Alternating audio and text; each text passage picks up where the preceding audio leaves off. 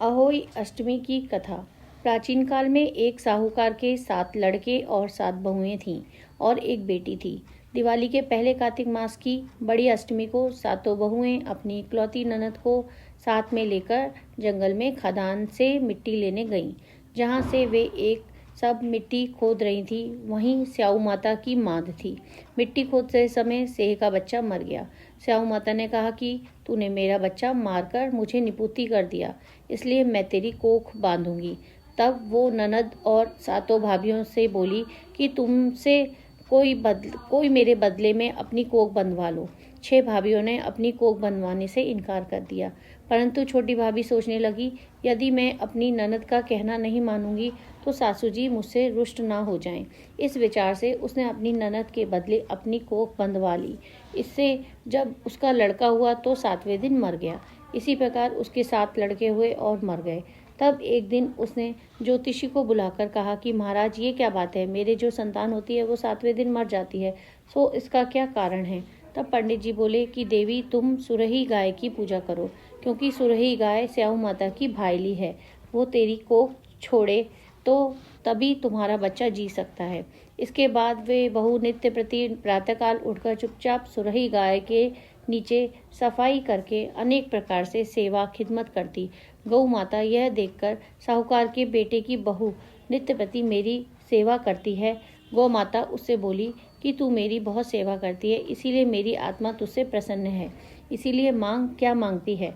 साहूकार के बेटे की बहू बोली, स्याऊ माता तुम्हारी भाईली है और उन्होंने मेरी कोख बांध रखी है, सो आप कृपा करके अपनी भाईली से मेरी कोख खुलवा दो। उस दुखियारी की यह बात सुनकर गौ माता बोली, अच्छा।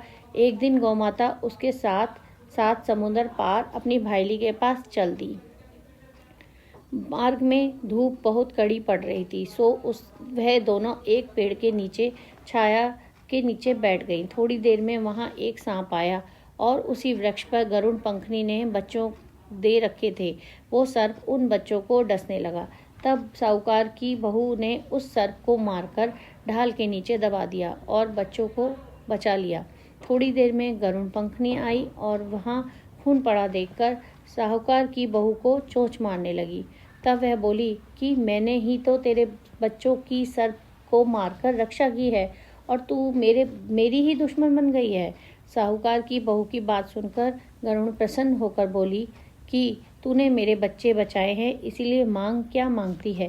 वह बोली कि हमें 7 समुद्र पार स्याऊ माता के पास पहुंचा दे।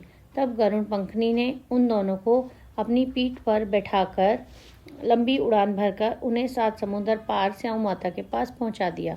स्याऊ माता अपनी भाईली गौ माता को देखकर बहुत प्रसन्न हुई और बोली कि भाईली आजा, बहुत दिनों से बाद मिली है। फिर बोली कि बहन, मेरे सिर में जुएं पड़ गई हैं।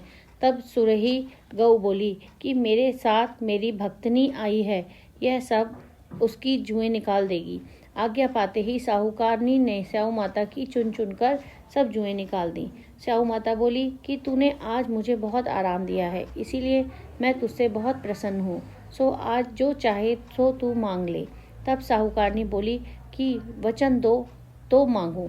स्याऊ माता बोली, अच्छा वचन दिया और कहा, आज यदि मैं अपने वचन से फिरूंगी तो धोबी कुंड की कंकरी हो जाऊंगी। तो साहूकार की बहू बोली कि मेरी कोख तुम्हारी पास बंधी पड़ी है, सो कृपा करके खोल दो।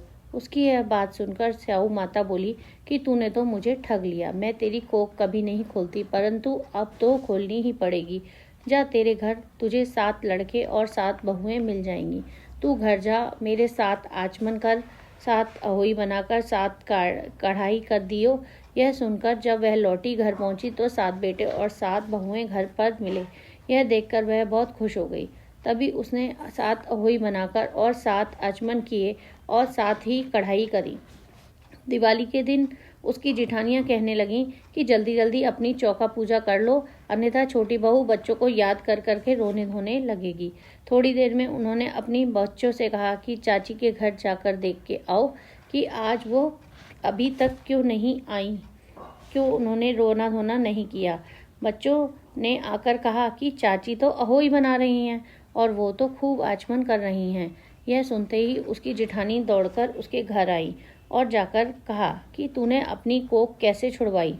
वह बोली, तुमने तो अपनी बांधने से इनकार कर दिया था, परंतु मेरी अपनी छोटी ननद का ख्याल करके अपनी कोख बंधवा ली थी। अब स्याऊ माता ने मुझ पर कृपा करके मेरी कोख खोल दी है। जिस प्रकार मेरी कोख खोली है, उसी प्रकार संसार की सभी नारियों की कोख खोल देना। यह कहानी है सो है स्याऊ माता इसे सुनने वाली, तथा हुंकारा भरने से उनके परिवार की सभी नारियों की कोख खुल जाती है। यही हमारी माता से विनती है।